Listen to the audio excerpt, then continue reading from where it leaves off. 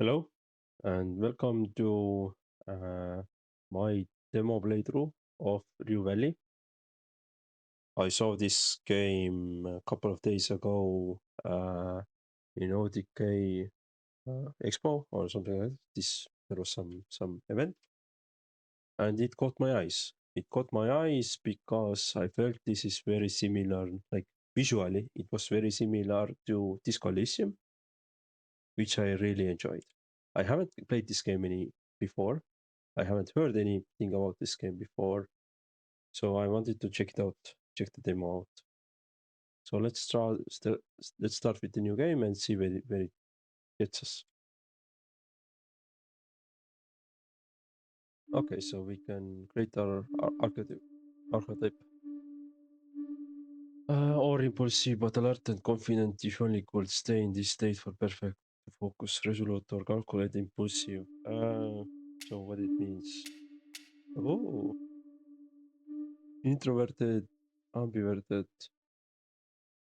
noisy, arrogant, awkward, secretive, filtered and dramatic, unkind. Let's go this. So different person means you read the emotion, expect you usually ignore them. And you throw the joke like you tears from any emotion, but you never really truth to yourself as a cold, uncaring person. They say you're awfully indifferent guy, but you don't care less, no need for acting more big smiles or any smiles for that matter. Being extremely indifferent means you are a stone surrounded by the chaos of the world emotions. Nothing touches you. So no emotions.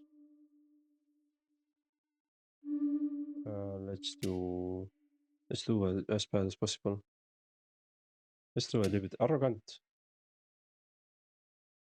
and let's do reckless. Yes, cool. Okay, let's do like this. So we are extroverted, indifferent, and impulsive.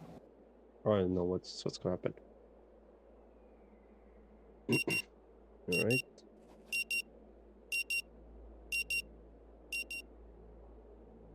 The frenetic sound coming from a century-old clock nudges you back to the present. The stale air perfects the image of the old motel room. Okay, continue. Still with me, Mr. Harrow? The doctor takes off his glasses, fraying his bushy eyebrows. So just note, are we done? You should have my full attention. Actually, let me quickly modify the audio a bit. Is it better? Seems better. Okay. Are we done? Done with our first session, yes. Speaking of which, I've noticed a slight lack of motivation on your part today. Slight lack of motivation. More like total lack of motivation. You'd rather stay in bed all day instead of attending this joke of a therapy in the middle of nowhere. And we'll surely be coming back to this condition of yours later during our sessions. But for now, I just want you to acknowledge its existence and try to stay aware of it at all times if possible. The silence befalls the room. A muffled sound of clanging from the outside only making the moment more uncomfortable. I'm fine. That's good to hear. Now, in order to keep us focused, I always limit the session length to exactly 1 hour, hence the alarm. However, since this is your first session, I'll allow a few questions, if there's anything.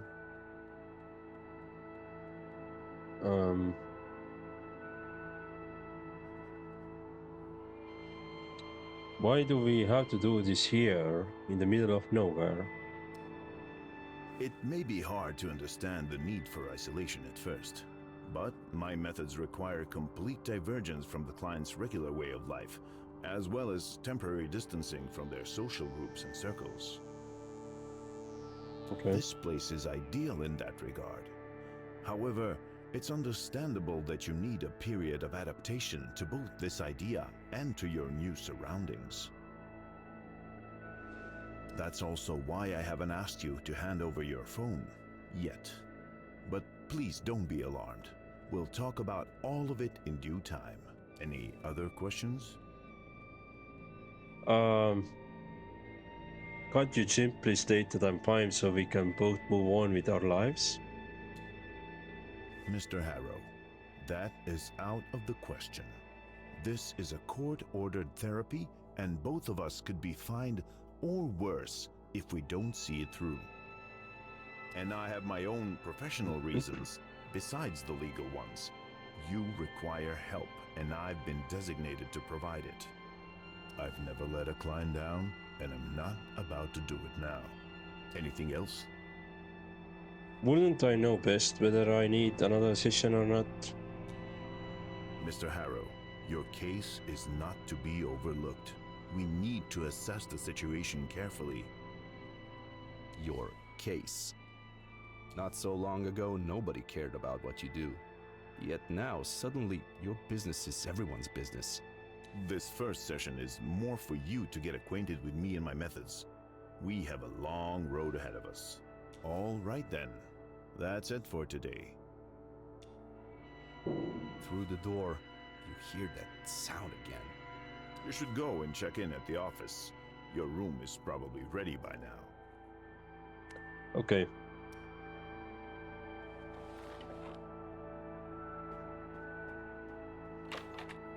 Give me my coffee, you jerk! Young woman beating up an old vending machine. Spit it out already! Okay. Come on! Yeah, okay, so let's see. Can we get some ice? Machine pieces in suffering. Open if I have to. Let's see what's her problem.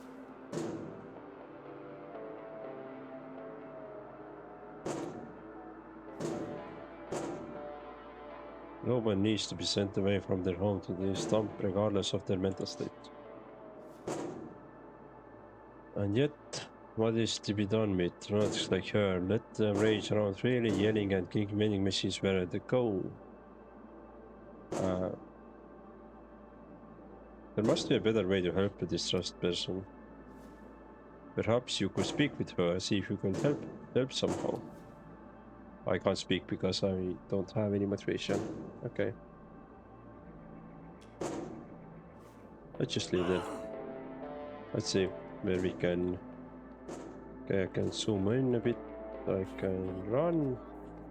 So we can empty plastic bottles, some empty, others half empty, partially eaten breakfast, some old clothes torn and faded, all covered in mixture of grace and spoiled orange soda. Amid this murky pool, you catch a glimpse of your own face. Stomp your distorted image in the bottle, smudge the reflection with your own hand. Smudge the reflection with your own hand. Hundreds of tiny ripples from this bottle, but instead of obscuring your identity, even more details of your mess emerge. Decades worth of new wrinkles appear, and the poignant expression of a man lost in time becomes even more apparent. The longer you look, the more you see the reflection of your inner self.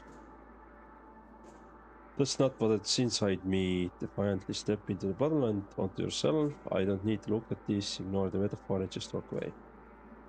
That's not what's inside me. Status skills, soggy sock.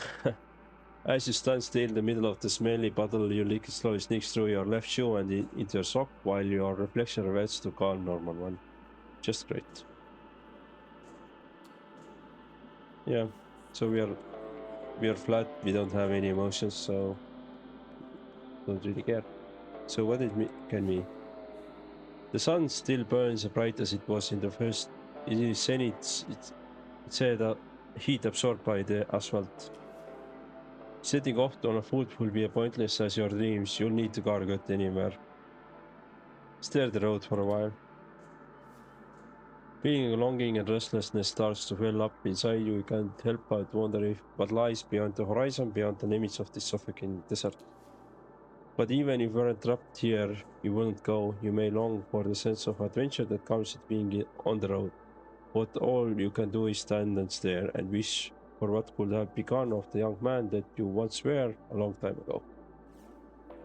Okay. So we can't leave, we need a car. We probably have some, like, let me see if this, yeah, it's the same. Yep. Okay. I don't need it. Let's see what the bus stop tells us. It was already late afternoon when you saw this sign for the first time, as this bus door opened and a wave of desert heat hit you in the face. All the other passengers of the almost empty bus remained seated, each lost in their own world. None of them paid in any attention to you as you gathered your belongings and prepared to leave the bus. There was a young person with bright pink hair. They were scrolling through their phone with bored expressions, seemingly completely disinterested in their surroundings, as if they lacked any real connection to the outside world. The burly man with the thick beard left an impression for sure. He was leaning against the window, staring out at the desolate landscape with a faraway look in his eyes. He seemed lost in the thought, as if trying to make sense of something that had to happen to him a long time ago.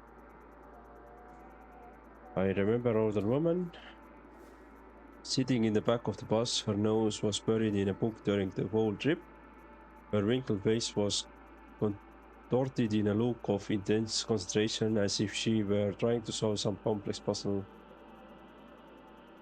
I don't want to think about these people.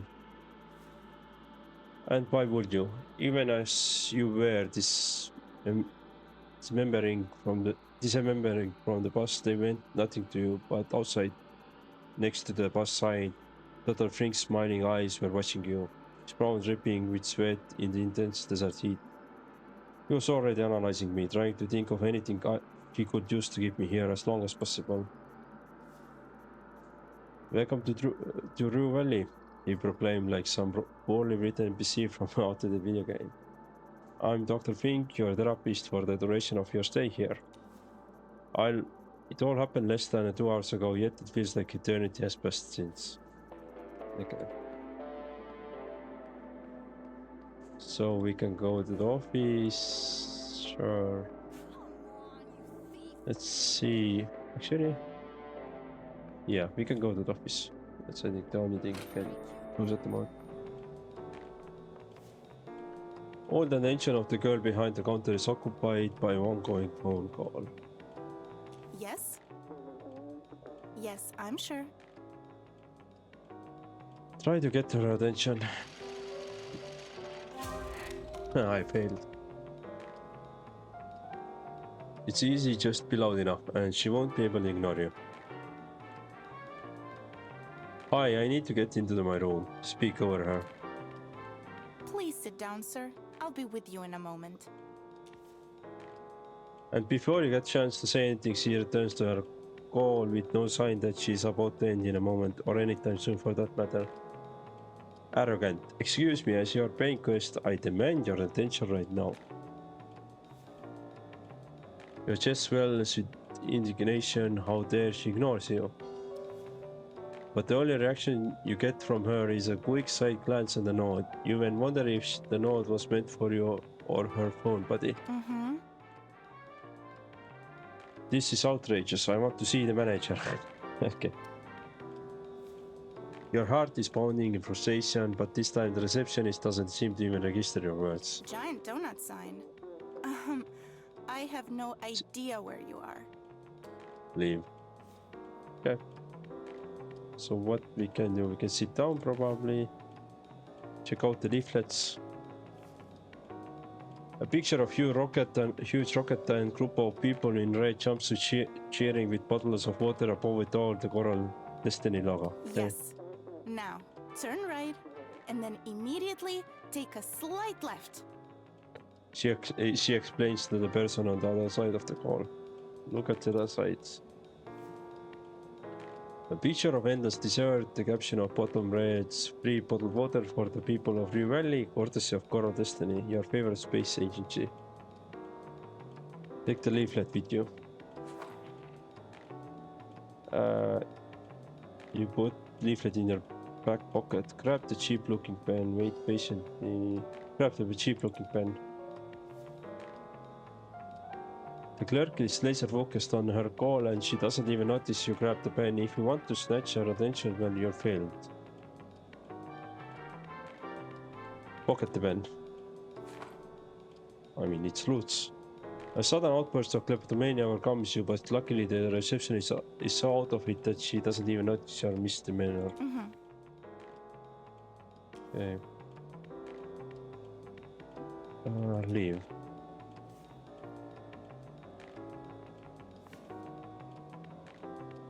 The receptionist is still completely focused on her phone call. Sounds like you... Can you see the industrial compressor sign? No? What can we ask to? Wait patiently at the desk doing nothing. Many hours later. Minutes pass, but phone call is still not at the end. No, it wouldn't. We need them today. Okay, leave. So nothing really to do here. Yeah, she's still focused on her phone call. Let's see what we can do with the window. Stare through the window to pass some time. Beyond the empty parking lot, there's only barren desert reaching for as far as the eye can see. Its emptiness is drawing you in.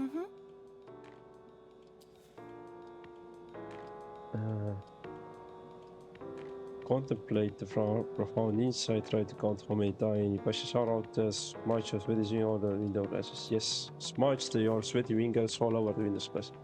You carefully test the glass, touching it with only your pinky first. It leaves neat oval fingerprint. Paint your impression of the desert outside. You start by following the outline of the horizon, then small bushes, but soon you painting evolves into an unrecognizable area of smeared grease. Continue working on your masterpiece. This is cool.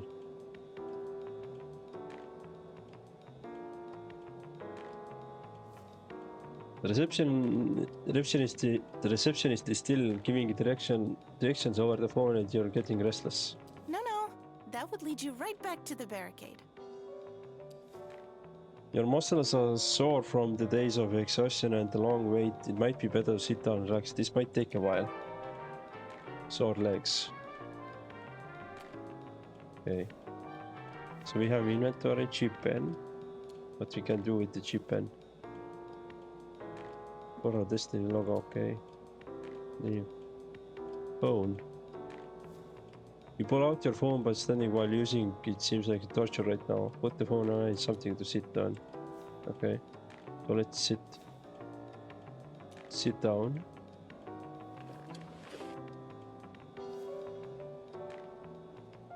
Mess with your phone while you wait. The phone bleeps to life with a lock screen that is obviously years old. If it wasn't a collection of pixels, it would be musty with age and neglect. Play a quick match of hyper-casual protagonists while you wait.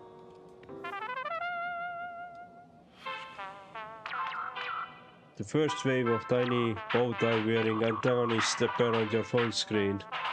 Touch one of them.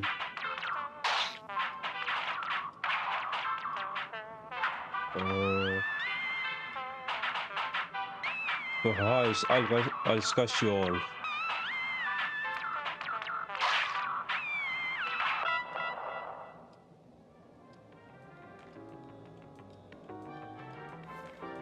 Time goes by and the girl at the reception's desk is still talking. All right.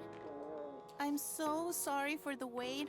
That was a super important call and I had to do it right now. There was literally no other way.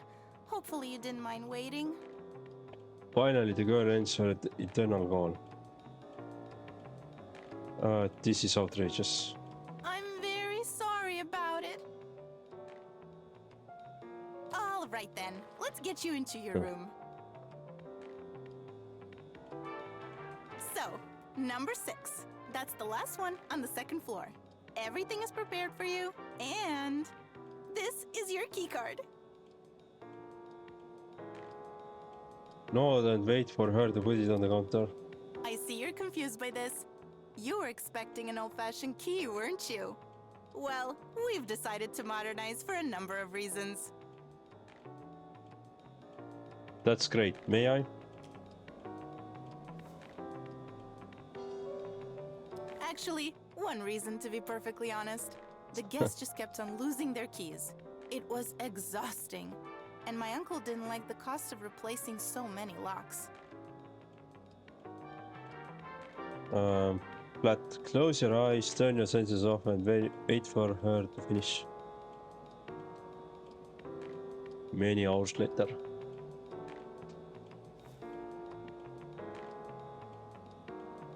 How great is that? It makes my life so much easier. Okay. She takes a deep breath, planning to continue, but notification sound from her phone interrupts her. She immediately grabs the phone, smiles, and starts typing messages as she suddenly forgets she was talking with you. So, here's your keycard. But And I'll after a need few your signature here. And after a few seconds, she puts the phone down and hands you the keycard. She puts some kind of document on the counter. Sorry. There was supposed to be a pen, but I must have misplaced it. Just a moment, I'll find you another one. Cheaper, no need, I have my own. Take out the pen you took earlier. Oh, you have one of those pens too. What a coincidence. So your signature goes here. Sign the document. Thank you. I'm Bye. here if you need anything. Enjoy your stay. So we can finally go to our room. As I understand, it was on the second floor. 6. That's a nice way of climbing the stairs. Okay, let's go to the room number 6. The paint is peeling from the wood of the door, but number 6 is new, shiny and chrome. Unlock the door with your keycard. The tiny green dot of light shows up near the knob. The door is unlocked. Enter the room. So what we can do, let's see if we can. The armchair looks exactly like the one in Dr. Fink's room. Okay. Let's see the bedroom. We can see the sink. There are so many dark patches that can barely be called mirrors. Small copies on the shelf. Look at the mirror. The mirrors plot cosmic interesting patterns on your face. They conceal a dark circle here, a mole there, and a patch of wrinkles. I know that face too well. I don't need to discern every little detail. Truth be told, you prefer not to look at it. Look at the mirror again. It's the same. A stranger who looks exactly like you is looking you straight in the eye. Leave. Okay, cool. Can we do anything else? Hundreds of strangers have slept in this bed, leaving behind flakes of dead skin. Still, you can't wait to jump into the siege and contribute to the collection. Unfortunately, between you and the object of your desire on the folded sheet lies the dusty suitcase, your suitcase, the smallest one you can own. So, since we don't have any motivation, we can't open it. I can't deal with this now. Put it away. Yeah, it's such chore, but if you don't open it, how will you replace your damp socks with the dry one? The more you prolong it, the worse it will get. If you don't unpack now, it will feel even harder and more pointless to do it later. Step by step, a simple act of unpacking will become an insurmountable burden, and even thinking about it will make you feel weak and powerless. You really want to drudge back down into the deep black pit, accompanied by the squishing sound of your wet sock. All right. Let's open the suitcase and just get it done already. And there's not much in the suitcase. Spare clothes, phone, charger, a toothbrush, a couple of other items. You really weren't planning to stay here long. Well, you better see if they have laundry facilities. Sessions, Dr. Fink said days or weeks, months even. Decisional checks, unpack the suitcase. We failed.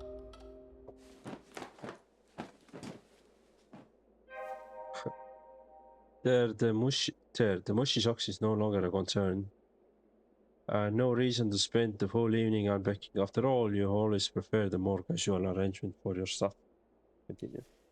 And now that the suitcase has been dealt with, this motorhome is officially your home. It will do. That's the spirit. So,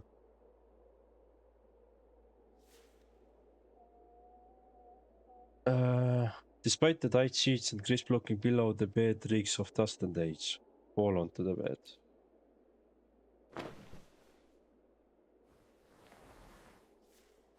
You fall onto the bed with all your weight, it croaks and squeals, and a cloud of dust and skin particles rises up. As soon as your head touches the rough pillow, though tiredness overwhelms you, coming to this nowhere motel to attend therapy you don't need has strained you both physically and mentally.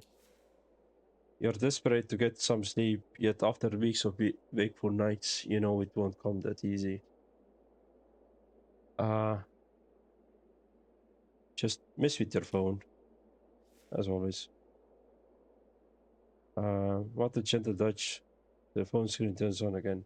Scroll through your feed, that always makes you drowsy. You start scrolling, but every post looks like you've already seen it before. Same old, same old.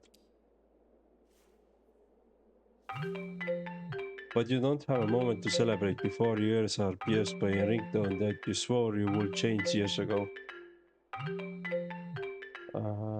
Answer the phone. Hello, sir. Am I speaking with Eugene Harrow? The line cracks heavily as if the man is speaking from the distant past. Who wants to know? My name is Percy Rugger, and I'm a senior sales executive at Ulterior Paralegal Exploits Consultancy.